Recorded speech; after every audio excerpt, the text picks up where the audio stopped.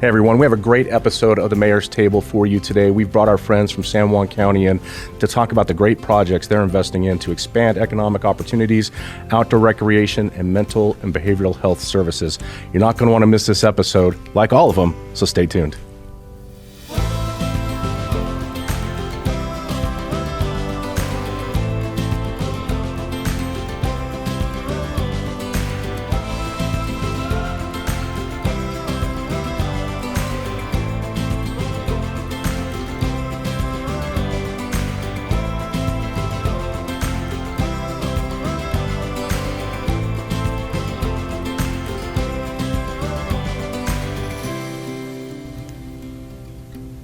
Hey everyone, welcome to the Mayor's Table. On today's episode, we have some special guests from San Juan County. We have San Juan County Commission Chair Terri Fortner. Good morning. Thanks for being here with us.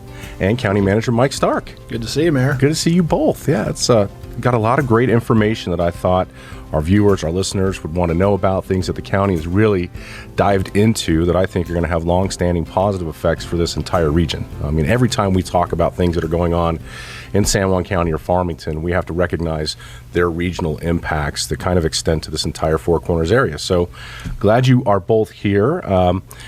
Commissioner Fortner, Chair Fortner. Good morning. Yeah. It's nice to be here. Thank you for having us. Yeah, it's fantastic for you to join us. I want just briefly, tell us kind of, introduce yourself, okay. Commissioner. So I'm a longtime resident here. I moved here in the 70s, and I've been a nurse and a nurse practitioner for over 40 years. So really my background is in healthcare, and just want to take that lead in what we're doing in our community. I'm in my second term. So I just got sworn in at the end of December, and looking forward to continuing what we've started. And there's just so much going on. The excitement for me is also always has to do with behavioral health. And because that crosses the spectrums of everything that we do in the county, and people need access. So really, when we talk about healthcare, it's really providing access.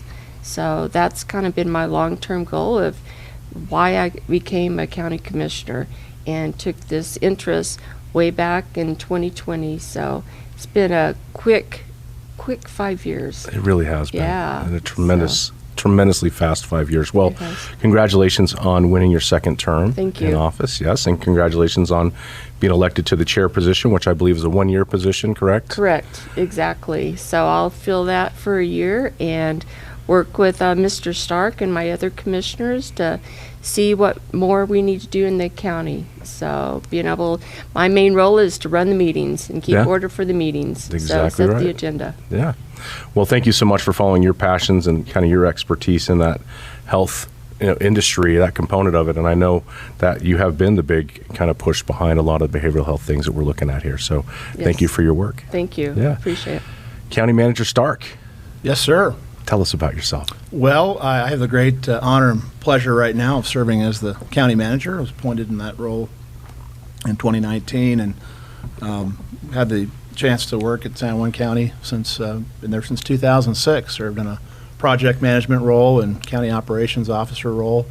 My family, we've been here since 1999, and we love the Four Corners. It's an absolute great place to live, work, play, and raise a family. Grew up in Ohio, made my way out to New Mexico State for my bachelor's degree, and met my wife there, and moved away for a brief period of time, but back now, like I said, been here since 1999, and just love this community and love this county. We've got a lot of great things going on here, and it's good to be part of it, and working with our team at the county and our great partners here in the community. The municipalities that we work so closely with, the college and the Navajo Nation, we're all here to build a stronger community, which happens to be our mission statement at San Juan County. Yeah. Well, I think it's interesting, and I talk about this quite a bit here on the show and also on the radio show, just kind of the dynamic relationships that we have with the county and the cities, the hospital, the college, all the big players. And really, I feel like we said this in, I think, 2020, we're all trying to row in the same direction. And I still feel like we are all on that same page of understanding that growth is important right now. I think we have an abundance mindset. We're looking at how we can be attractive for industry, for retirement, for outdoor recreation, for all these things, and what are the kind of foundational components, the infrastructure that's necessary for local governments to kind of put in to help perpetuate what I see as private investment coming in. And I think I think everybody's been on that same page. So thank you both for your leadership in that. And I've certainly appreciated kind of the steady hands that I see in local governments here in the Four Corners. I mean, I don't see a whole lot of agendas being put out there. I see a lot of really dedicated people who recognize that service is important. And that's what I'm here to do, is to serve. And I may have some great ideas, but I really would like to listen to the collective ideas, and then let's figure out what that plan is going forward. So that's what I love about San Juan County and being here as well. So wonderful. Well, look, let's jump into the big one. One I hope that people are tuning in today for sure is to learn more about the railroad. It's a conversation that comes up frequently now, and understanding where we're at in that process. What really is if everything fell into place, what would be the ultimate timeline of actually seeing something come to fruition? Those are the kind of questions that I get. So I'll let you lead off, County Manager. Sure, yeah. Thank you, Mayor. Well, the Four Corners Freight Rail project is one that it's actually had some great movement on here in the last 4 years.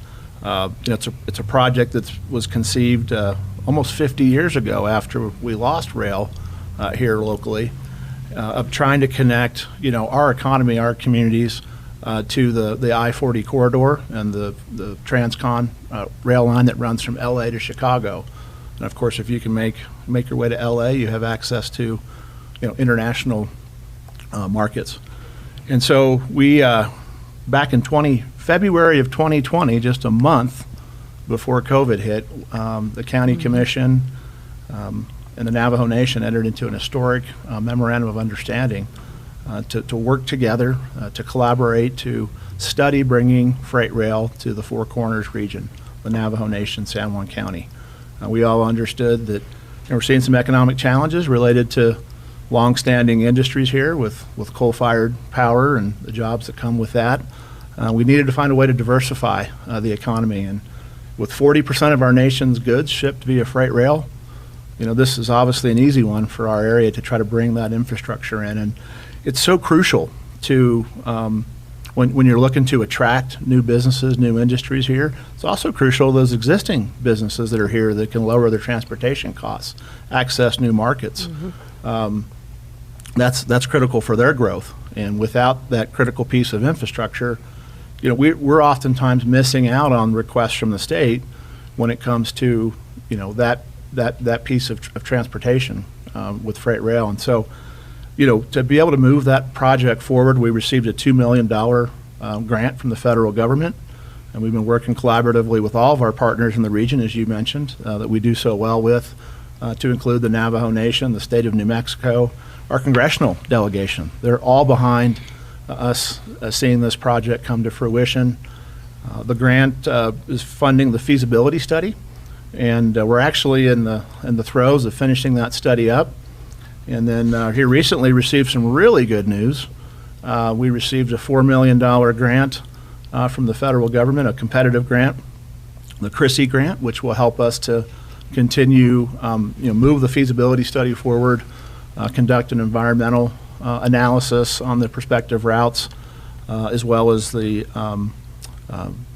NEPA analysis, as well as some preliminary engineering associated with the project. And the hope then is that we put ourselves in a position to make a capital ask, and it seems pretty logical for us that the federal government would be one avenue. There's some other avenues with potentially private rail lines that might be interested in the area, but that all works out, potentially in 5 years. That would be a pretty optimistic timeline, but that we could have a freight rail line constructed and in use here in the area. And a lot of people are like, yes, we've been talking about this a long time and nothing's ever happened, but we've never had multiple $1 million grants go into these studies. So understanding kind of the importance of that.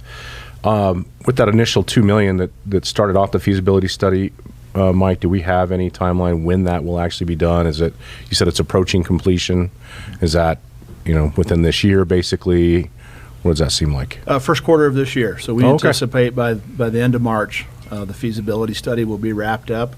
Does that include engineering, or what does that all include? It doesn't include any engineering per se. It develops and has developed 5 prospective routes Okay. with 2 connection points into the Transcon line. BNSF is the current operator of the Transcontinental Rail Line, and so you have to coordinate with them. And so they've been a big partner in trying to put this plan together. We were able, through an RFP process, to find a really good railroad consulting engineering firm in HDR. And they put together a great team that included representatives, former execs at BNSF, folks that had served with the Federal Railroad Administration in D.C., so they're an integral partner since they're administering the grant. And then a great tribal outreach team with Al Henderson and Tom Chee, who have been doing a great job in getting information out and messaging to the chapters on the Navajo Nation, as well as all the council delegates, to make sure that we're, keeping folks up to speed on where the project stands. We have a dedicated project website at the number 4, cornersfreightrail.com, and that's a great place to go to see previous studies, to see all the information that's been gathered through 8 public meetings thus far. And then anytime we've had an opportunity to make a presentation on this, we take that opportunity, and so we've presented to Navajo Nation Council delegates, FORSED. We actually made our way up to the Region 9 group in southwestern Colorado. That's Great. the Economic Development Group, and a lot of interest Sure. from businesses up there who would come down here to utilize connection to the Transcon line. So, like I said, this isn't just a San Juan County project or even a Navajo Nation project. This is a Four Corners project that we think will have big economic impacts on the entire region. No, exactly. That goes back to, what I mentioned earlier. Everything we do in this area, because of the 300,000 plus people that utilize us for business and services and all those kind of things. This, just thinking about what's going on in southern Colorado, they're still coal mining in parts of southern Colorado. They're trucking coal down to Gallup to get onto the train to go to the coast. So that it would be a huge benefit for them as well. So that's great to hear, kind of the outreach efforts, and those will continue. Is there any scheduled meetings coming up soon that people could know about? Nothing currently, as we're finishing up the feasibility study. However, as we start efforts with the new grant, absolutely there will be input meetings, because now we're going to take conceptual routings that are 5-mile wide corridors and trying to narrow them down to what's necessary to run a freight rail line, which is a 100-foot corridor. And sometimes that expands based upon, if you've got livestock bridges or other things that need to be captured, or you've got larger royal crossings. Sure. But that's where the rubber hits the road, and we'll definitely be asking for specific input on routing then. You said 5 routes right now are what's in the feasibility study, with 2 connections to the Transcontinental Railroad. Correct. Mm-hmm. Can you just give us an idea where those 5 would be? Yeah, certainly. So the 2 connection points with which the 5 different routes kind of come off of, one is just west of Gallup, so it's an existing connection point with BNSF today, and then another one that's east of Theroux. I'm sorry, east of Gallup is, it's the old Star Lake line. Okay. And so those would be the 2 points that would be considered for connection. And then you've got 5 different routes that come off of those. And I think here's an important point for your viewers, that all 5 actually end up, the location that, the best transloading location for this project is just north of the NAPI headquarters. Okay. And that's for a lot of reasons. We did study, what would it take to go over the bluffs and across the river, maybe even continue up into southwestern Colorado, and just taking it down the bluffs and navigating that terrain and then across the river, you're looking at doubling the cost of the rail line. It's a 90-mile extension from the Transcon line up to the NAPI facility, and really doesn't matter which route you take. They all end up being approximately 90 miles. So that is something that I think folks need to be aware of. Absolutely. And one of the discussion points that's come up, well, who would own the transloading facility? And I know the Navajo Nation's very interested in wanting to take advantage of that opportunity, and there's absolutely a willingness to make sure that happens, because we want this to be a true partnership and that all parties are benefiting from what's really a very important economic development tool for our area, not just today, but for many, many years to come. Yeah. When we look at the impacts, Commissioner Fortner, on what's happened here since the closure of the San Juan Generating Station, the San Juan Coal Mine, the potential closure of Four Corners, and that same mindset.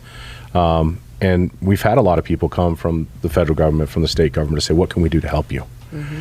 And it's these kind of big industrial projects that I think have the legs if you really want to help us. An investment in connecting rural northwest New Mexico with a global market is one of those things. We talk about this when it comes to the need for pipelines connected to the basin, so we can get natural gas out to the coast. I mean, these are things that I know we're working on and we see, but we need our federal and state partners with us in this if they really want to help relieve the pressure that's been put on us by this Energy Transition Act. That's right. So, that's right. Interestingly, recently, former City Councilor Larry Brewer, you guys have met Larry, love Larry. Larry's 94 years old. Larry built a full-scale model of the Farmington train station before they tore it down. So, and he donated it to the Farmington Museum.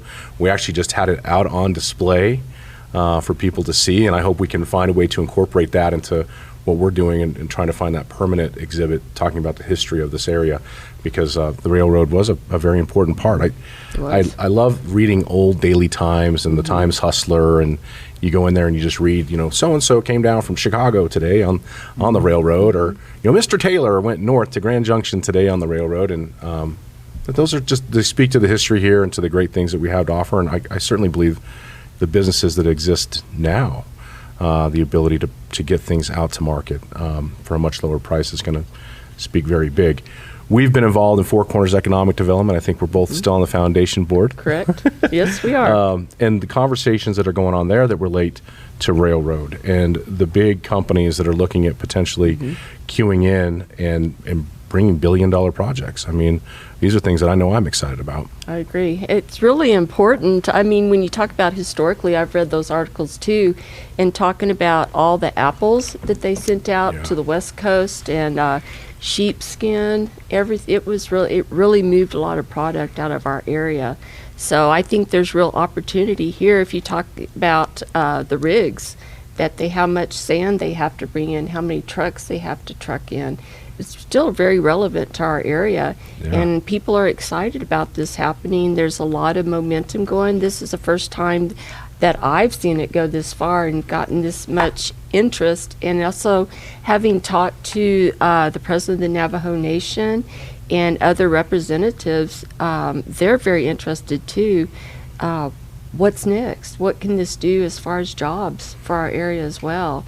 And if we look at other parts of the state where the rail has come in, I think you look at what it's done to industry down there. So we have the opportunity here. We have the location. We just need it to keep on moving, and that's our job. And I appreciate Mr. Stark and all that he's done, these town meetings and all the input that we've gotten back. It's been very positive.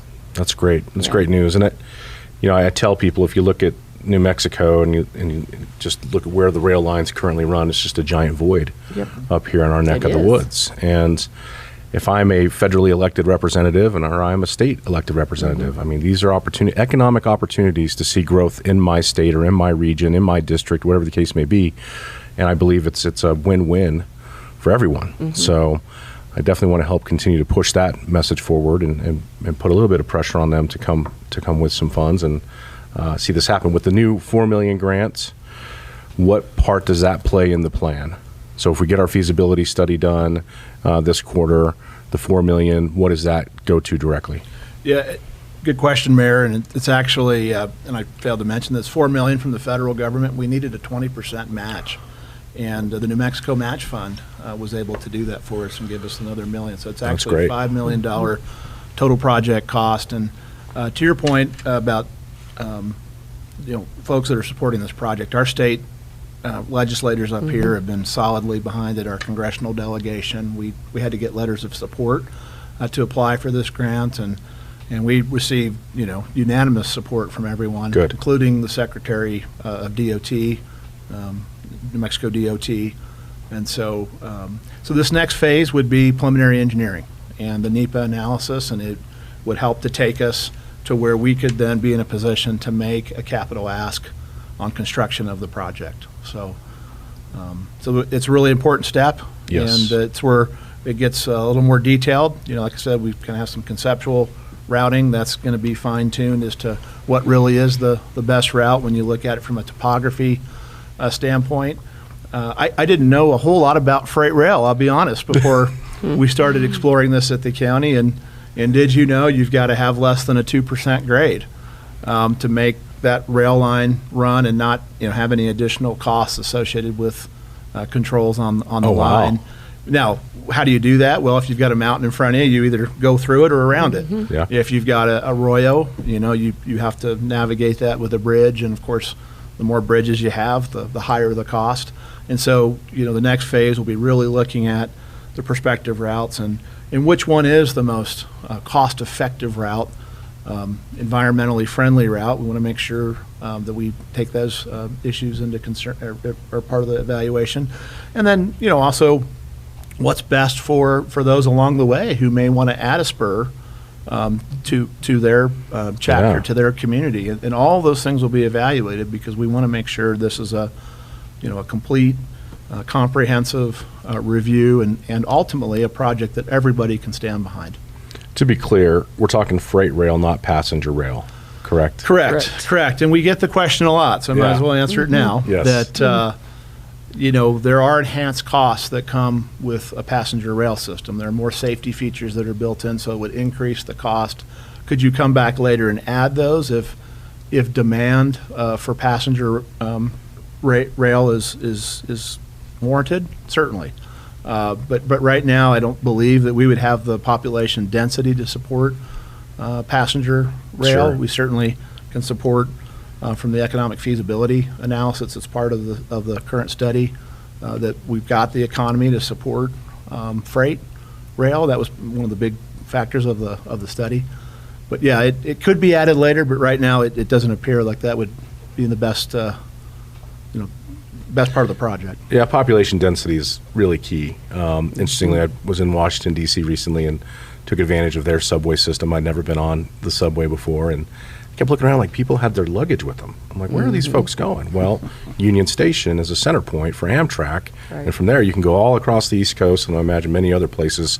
That was really neat to see because out here in the West, I'm not familiar with those kind of things, right? I mean, I've ridden on Amtrak from Denver to L.A. When I was a kid, which was a fun trip, but there's not enough population here in this area because I'm riding the subway thinking, man, how can we build a subway or an above ground train that would connect Farmington to Aztec to Cedar Hill to Durango?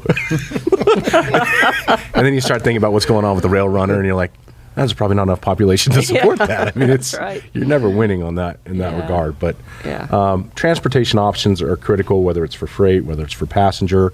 We've got a great transportation win here recently with United coming to Farmington, Four Corners Regional Airport. That's going to be a big thing for the local area as well. I see this as a generational project and one that we certainly need. We need to get behind. So. And Mayor, when you talk about economic development, I mean, that's really what we're looking at in our community, right? That's one thing we talk about at Four Corners Economic Development Group. And this is part of it. Transportation is a huge part. If you look about the population that we lost between 2010 and 2020, and really losing the coal-fired plant, those jobs, and really what will get the momentum going again. There's a lot of interest in our area, a lot of opportunity to come into our area, but they look at mass transportation. How can they get their product? How do they get it from here to somewhere else? Yeah. And there's a lot of things that can happen here. We live in a great community, And like you said earlier, we all collaborate together. We come together on those things that really will benefit our community, and this is one of them. And it's going forward. Well, and we know we've had meetings with a number of different project managers or groups that are interested in finding ways to utilize the natural gas here in this area for products like fertilizer. That's right. Petrochemical. And all of them have said, man, rail would really help us push this over the line. And so, yeah, I mean, those are high-paying jobs. Those are big-time construction jobs. That's, They are. you know, just think about the Boilermakers here in this area. You know, back in the 90s, a number of my friends' fathers were all Boilermakers, and they traveled all across this region, you know, just working on these power plants. And, you know, that's the kind of economic opportunity that exists. We want private industry, you know, finances to come in here to create those economic stable jobs, because we know from those jobs come other jobs. I mean, that's the kind of key. That's right. So, no, it's great news. Anything else on rail that we want to make sure we get out today? Just if people want to know more, to go on the website, and it was the number 4 freight rail. Four Corners Freight Rail. Four Corners Freight Rail. Yeah. We'll have Greg throw that up on the screen too. So. Okay. All right. Yeah. Moving on to something that I didn't have on today's agenda, by the way. Pinion Hills Bridge Extension. That's another project that we are talking about all the time, and we're in the middle of a 60-day session right now, and there is money needed for both sides of that project. But just so folks know, the city's part of the project goes up to Southside River Road. After that, it is on the county side of the map, and from there it traverses up and connects into Road 3900. That's correct, right? 3900. Actually, it does connect there, and then all the way down to County Road 390. Okay. So we're probably at this point, we're over 40% on our part of the project done. We're both in the legislative component right now, asking for some additional funds, and we know that the part that the county has is important. It's very, very important. I get asked this question all the time. When is the county going to start construction? So there's still some things up in the air, but is there any updates you can give on the part for the county's part of the project? Certainly, yeah. We're in the continue with 90% design and acquisition of right-of-way, but unfortunately our portion of the project is not funded. And part of that was allowing the city of Farmington to move forward with completion of your Phase 1, which is taking that project to Southside River Road. Construction inflation is real, and unfortunately it is really expensive. And so we've seen, going back, a project that I think former Mayor Tom Taylor said could have been completed for under $5 million 20 plus years ago. Here we are at, I think the city's portion is a $41 million project. Closer to 45. Okay. Darn change orders. Well, no, it's not the change orders. It's just, the state gave us 40, but the bid finally came back at 45. And so our portion of the project has escalated from $18 million to $29.5 million. But, we're making some inroads with our local state legislators. They fully understand the importance of this project and that it needs to be a completed project. To just run the road to Southside River Road doesn't serve the community's interests in full, and we need to run it up the canyon on top of Crouch Mesa and tie into County Road 390. So we feel pretty good. I know along with city officials are working with our state legislators and the state of New Mexico to try to find some funding solutions this legislative session. So fingers crossed that all works out. There was a commitment from the governor at the announcement of the award that whatever it takes to get this project done, I want to see it done. So we're using those words to our benefit and hope that we can get this project funded this session. Good deal. All right. Thank you for the update on that. Moving over to a couple of other great things. I want to jump over to the Navigation Center, Commissioner Fortner. If you wouldn't mind talking about the Navigation Center, the Crisis Triage Center, and what they are and where we're going with that. Okay. So probably back in about 2018, there was a behavioral gap analysis done by the previous commission to really identify what is it that we need in our community. And one thing that was seen is mental health services. So I believe it was in 2020, we had a ribbon cutting for the Mental Wellness Resource Center.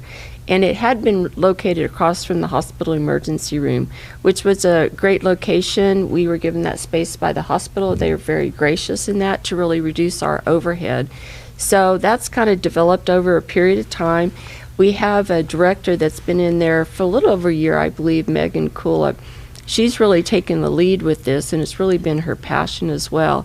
So we partnered with Presbyterian Medical Services, and we went through a whole process of identifying really what do people need in our community, along with behavioral health services. And that kind of stemmed from, we were looking at the detention center. So originally we got a grant from New Mexico counties to be able to look at the top frequent utilizers in our county coming out of the detention center. So when somebody's in the detention center and they've been identified with some type of mental illness, then they're able to be put on medications. But after they start those medications and they may have been stabilized on them, they leave the detention center. So what next?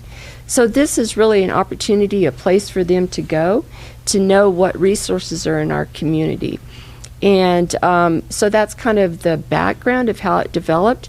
And we have tapped into telling other providers in the community that this is a very dynamic opportunity to have information. It's a housing for information about what's in our community and outside, because there are things that we need here, but we may not have the opportunity, so we need to make referrals.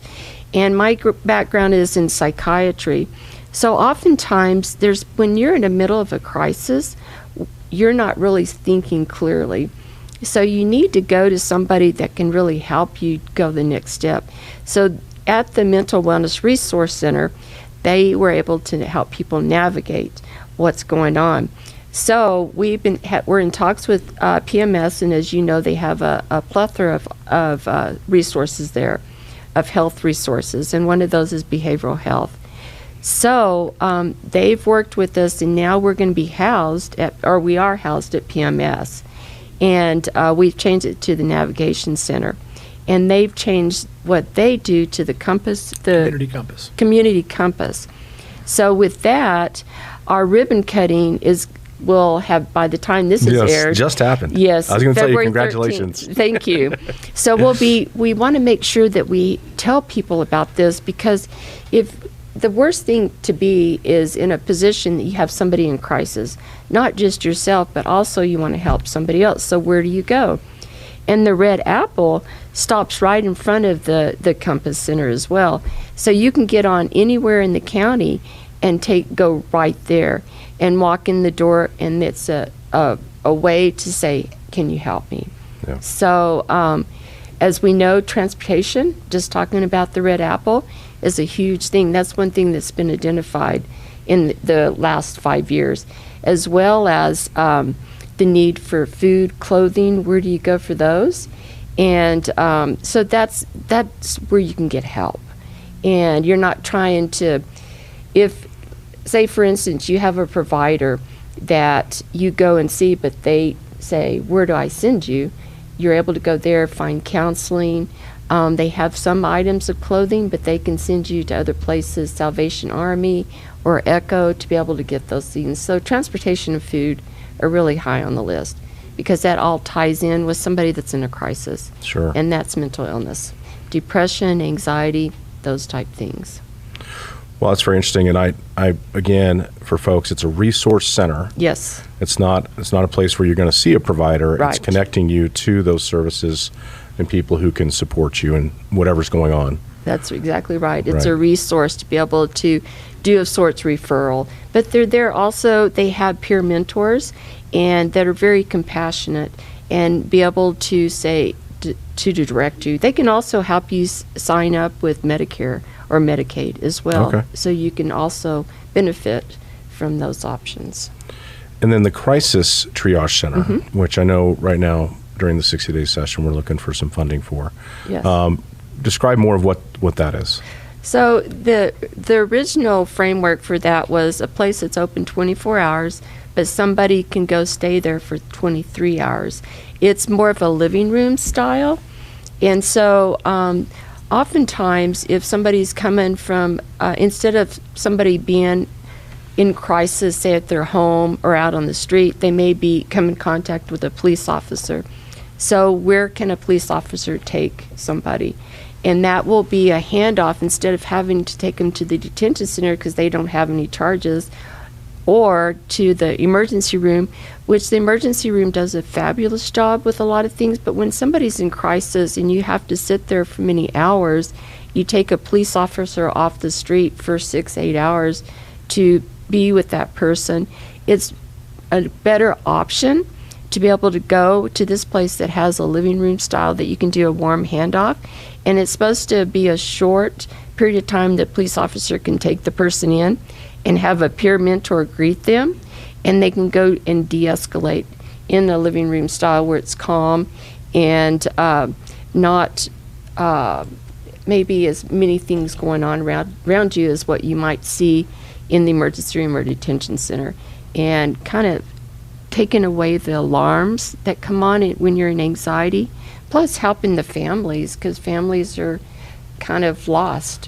What next can happen? So it's like they'll have recliners, and you'll be able to see what you can do when you're in crisis. So I see this as a kind of a partner with the Sobering Center. Yes. And the shelter that we already have that's 365. Mm-hmm. What is the difference then between, because in the Sobering Center we're dealing directly with individuals who are dealing with alcohol issues. So is this more for individuals dealing with not just mental health issues, but also potential drug abuse issues? I mean, it's kind of describe that. It may be where they go into this center and be able to be taken to other facilities. If they need to be, if they're coming off drugs or alcohol, they may be able to be taken to a different place, be it Cinecor or the Sobering Center, those opportunities. And then if it's assessed that they also have some type of medical emergency, they then can be transferred to the hospital. Okay. So this is for somebody that is really in emotional crisis and just needs a place to de-escalate, to cool down, and it's not for violent offenders either. So we really want to make sure that we take care of the other clients that are in there, Sure. as well as our staff, that there's safety. Okay. And we have Total Behavioral Health there as well, Mm-hmm. and some other things I hope we'll see to come to fruition out there at the kind of what is it? Campus of Care. Campus of Care. And Yeah. it's, I might just add, it's neat to see how that's organically grown and accepted by the community as the place to go. From a law enforcement perspective, with the Crisis Triage Center, if we're so successful in obtaining funding, working with the city of Farmington, Sure. you've all agreed to donate land for such a project. I mean, once again, there's another example of the partnership that happens in our community, Right. with everybody pitching in. That would be a unique facility, unique, I think, in the state, to have all of those services co-located where law enforcement we're not taking up their time. They're able to drop somebody off, and then we can get them in the right door, and they're back on the streets doing what they're doing to protect our community each and every day. Sure. So it really is, it's kind of neat to see how that's grown into what it is today. Yeah, it'll be interesting to see how this grows. We know our emergency room is one of the most, it's one of the busiest emergency rooms in the state. And a lot of that has to do with individuals who are utilizing those resources for things that, perhaps can be taken care of in other places with other people. And so I know the hospital is definitely interested in this program as well. Commissioner Fortner, anything else on that particular project? Just it's a work in progress, and we've looked at what Doña Ana as well as Santa Fe and Bernalillo have done. We've toured some of the facilities, and so it's a work in progress, but we're moving forward with it. And during this legislative session, we are going to have an ask for money for the infrastructure. We have the PMS is interested in operating it, which is a great partner because of all the other services that they have. Right. So we're busy talking to our legislators, and also we've talked to our governor and other elected officials, and right now behavioral health is on the radar for this legislative session. So I think we'll really benefit from what's going on. Great. Well, thank you all for your work on that and taking the lead here in San Juan County. Just a couple of other things I want to make sure people are aware of. We've got some movement now at the San Juan County Industrial Complex out in La Plata. And I want to get into that. And then the New Mexico State Agricultural Office Extension Office. County Manager Mike, talk about the industrial complex. Yeah, that's a unique property that we were actually able to acquire when BHP Billiton exited their operation with the La Plata coal mine back in 2006. Actually, one of my first projects when I started in San Juan County. To work through the acquisition of that property through the federal government. One of the requirements of closing the mine was to actually take the industrial complex that had been built there and put it in the bottom of the mine. And we were able to salvage that 190 acres and the associated buildings for a very low cost of $280,000, which has paid great dividends. Pesco was a tenant up there for 10 years after, and they left the facility in 2020, and then we had another tenant ready to occupy it, and this thing, as we mentioned earlier, this thing called COVID happened, and they decided it wasn't the right time to expand operations, which we 100% understand. Sure.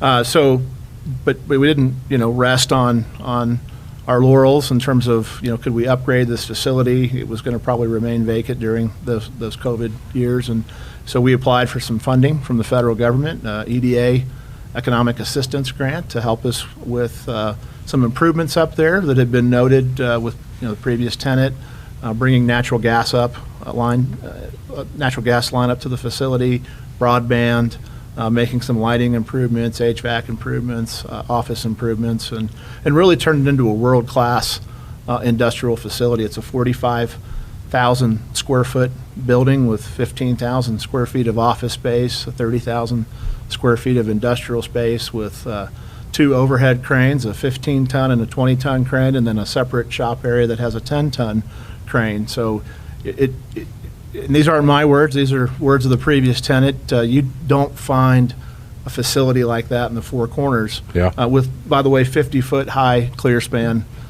ceilings. So you can do a lot of things in that facility, and we're happy to announce we're going to have that open again for occupancy. So we'll be going through a request for applications from prospective companies willing to occupy that space. And ultimately what the county is looking for is somebody who's going to come in and hopefully create those good economic-based jobs that are bringing dollars in from outside our community, exporting product out of the area, creating jobs, creating tax revenue, and sure. And so we think that's going to be a nice addition to the economic development priorities and initiatives here in the county.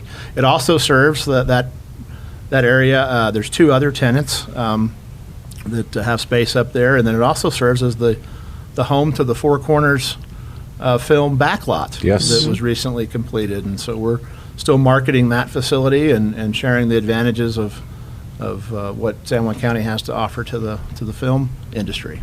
Great. Well, congratulations on that. That's been a labor of love. That was your first project with the county, and seeing that all come together, and hopefully we get some good applications from companies interested in being here, making a sustainable investment for a period of time. Absolutely. For our folks. So great. And then the NMSU Ag Extension Office. Tell us a little bit about that. Sure. That was a project that was born out of the Gold King mine settlement that the state had entered into with the EPA at the federal level. And so through the Office of Natural Resources Trustee, they'd put out a call for some projects. I know the city of Farmington has benefited from some really cool ones with the Farmers Growers Market and the wave feature that will soon be both under construction right now, man. Yeah. See you out there. But this project is specifically geared to helping the agricultural community that I would say probably suffered some of the largest consequences of the Gold King mine, if nothing else, just some of the negative attitudes and perceptions that came out of it. But the New Mexico State Extension Office. They serve that community. They've been working out of the back office behind our central purchasing department. They've been in that space for some time, and they're expanding. They're adding new employees. They're adding new programs, and so it was perfect to be able to apply for some grant funding from ONRT to fund this project. It's located just south of the Public Defender's Office in Aztec. It will be a 9,000 square foot building that will have office space, dedicated classroom space for 4-H, for agricultural training and learning opportunities. We'll have a commercial kitchen, so it will actually serve as the eastern location for a commercial kitchen. I know the food hub in downtown Farmington is the western location, and provide those value-added agricultural opportunities for our farming community. 63% of the state's surface water flows through here. There's actually a little under 3,000 farms in San Juan County. That number always amazes me.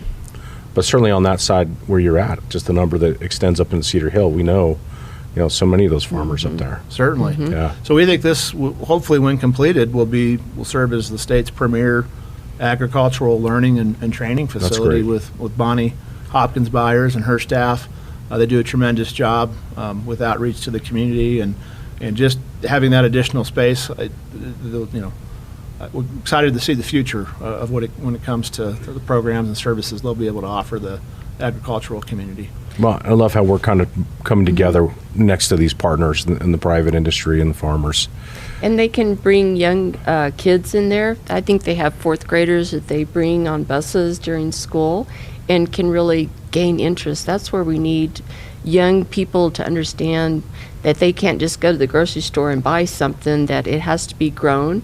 And with the classroom and the kitchen, they can teach individuals, 4-H, or whoever, other people in the community can go out there and also get more information. But young farmers are able to have the experience of growing things out there, and then being able to find out, how do I process this food? Sure. What do I do with it? Not just kind of put it to the wayside and let it get spoiled. So they can learn canning, they can freeze dry it, those type things. So Bonnie and her group, her staff do a great job. So it's going to be the state of the art, and working with NMSU is always a great experience. Sure. No, we appreciate their investment, and I think that being able to go out there, grow something, take it to market. I know Mike's very familiar with this process.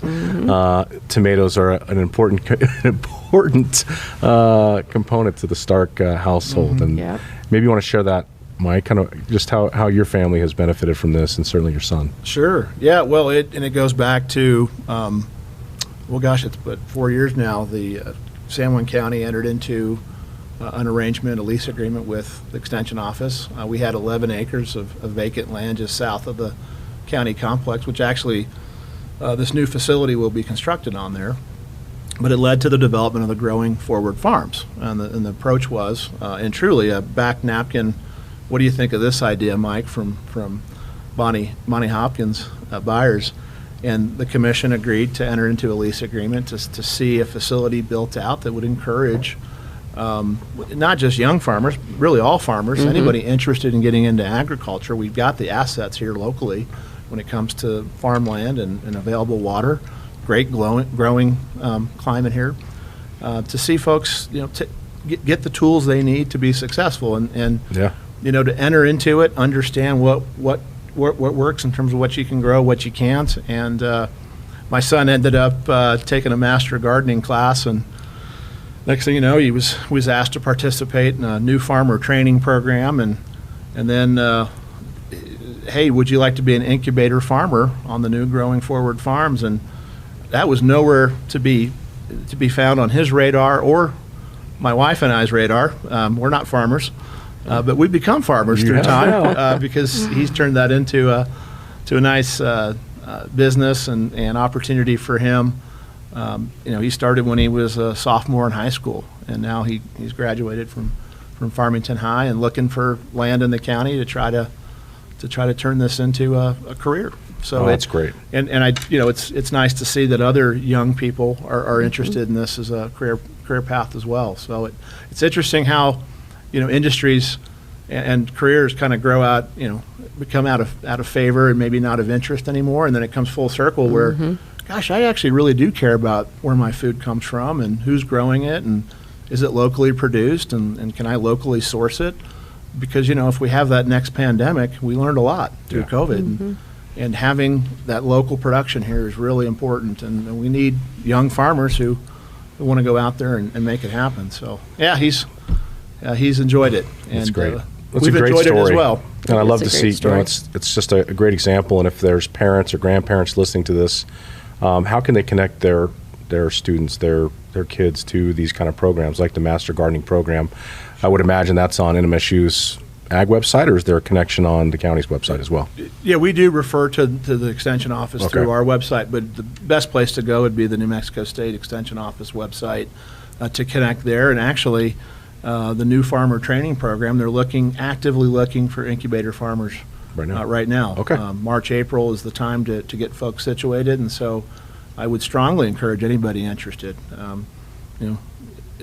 regardless of your age, to contact the Extension Office and get signed up for programs. Okay. Well, that's a great referral. Last thing I have on our agenda today is the Gravel Adventure Guidebook. You brought me another copy of this. This, of course, has come out of San Juan County's Recreation Management Plan, also bred out of the beginnings of the Outdoor Recreation Industry Initiative, where we brought, all of the big players here in the area when it comes to land use for recreation, and having conversations about, big, hairy, audacious goals of turning this into a outdoor recreation epicenter. This, to me, is one of those critical components, because one of the initial plans that we wanted to do was find a way to connect all the communities here in San Juan County through an off-road guide. And because of the great investments here in this area by our friends in the oil and gas industries, we have a lot of dirt roads that connect a lot of cities and communities. And you all had contracted with a group to come in and put this together and tell us a little bit about it. Sure. No, we received a grant, once again, from the Outdoor Recreation Division. And to your point, no infrastructure costs associated with this.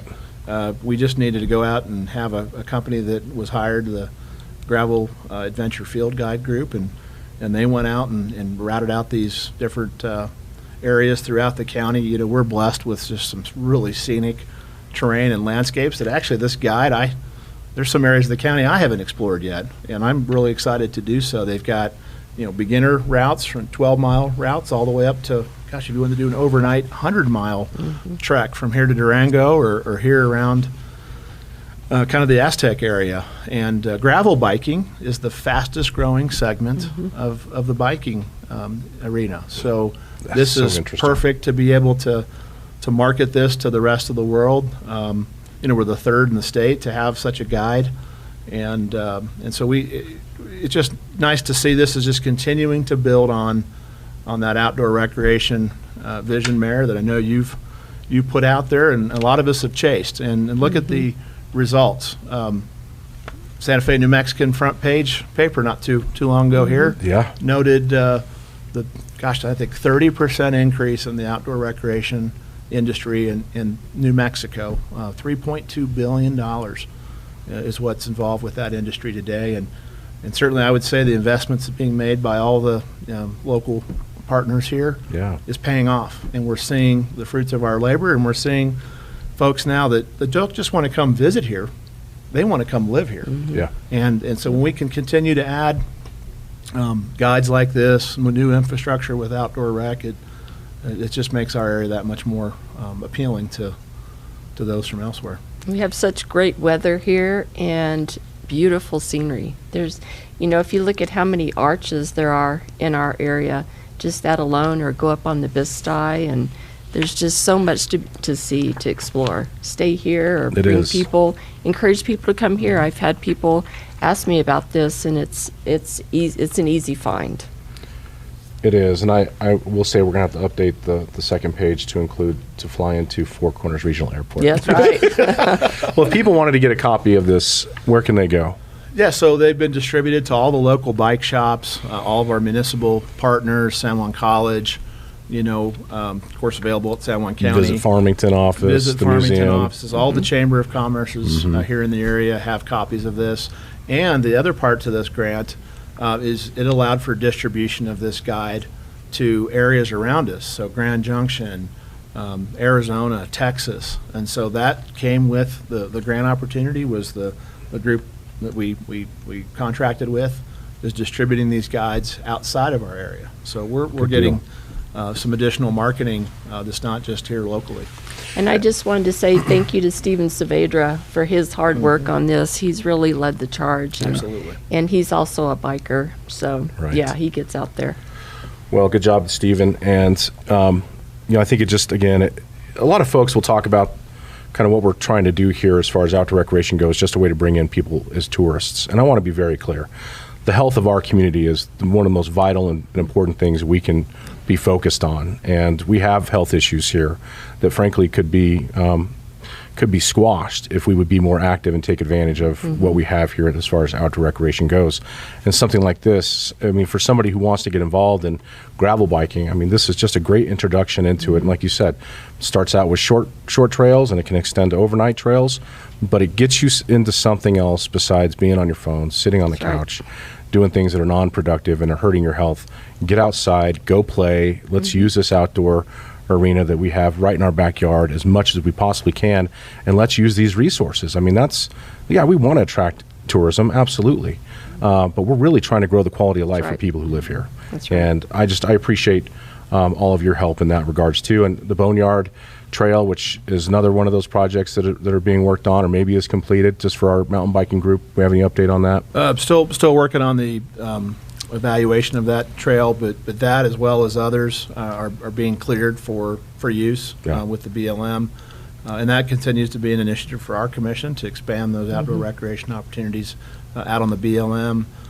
We've got a pretty extensive bike trail out in Kirtland that's been developed through time, and so and it shows when we have folks that come to us and say, we really appreciate here locally that we have these assets available to us, and keep continuing to apply for grants. We've been able to do this primarily through grants from the New Mexico DOT. So we'll continue. Bring that money back home. You bet. People talk about, well, you guys are out there spending all this money. Well, look, to be fair, it's not local dollars for the most part. But it is local dollars from the standpoint that my money extends to the federal government and the state government through taxes. That's why we're trying to bring it back here and invest in these kind of things for our community. So, well, in our industries, longstanding industries that have paid a lot in taxes and royalties to the state of New Mexico through oil and gas, coal-fired power. We deserve to get our fair share back, in my opinion. I completely agree. We want to win. That's right. We want to win, Mike. Let's go win. Well, wonderful. Well, Commissioner Fortner, thank you for being here. County Manager Stark, thank you for being here, and thank you for the work that you and your commission are doing, investing in this broad regional group, this community that we live in. And I know it's going to pay dividends. We're seeing it happen. We're seeing the numbers. We're busy, and a lot of that has to do with all the efforts that we're putting forward to kind of grow people's awareness of what they have, take pride in what they have, give them purpose each and every day, and add some pleasure to their life also. So, well, good Mayor, stuff. I want to say thank you for your leadership and all that you've done. Well, thank you. So it's helped us in what we do. It's a partnership. So I will tell you this: it makes it easier when you're working with individuals who are like-minded and are truly focused on how we can grow and make a better community for ourselves. So, very thankful for you all. All right, well, thank you all for joining us today. This is a big episode, lots of great information, talking about projects happening San Juan County and abroad. Share this with your friends, talk about it in your groups. Let's make sure we get this dispersed as broadly as we possibly can. And as always, we're thankful for your viewership and your listenership right here on the Mayor's Table. Until next time, God bless and take care.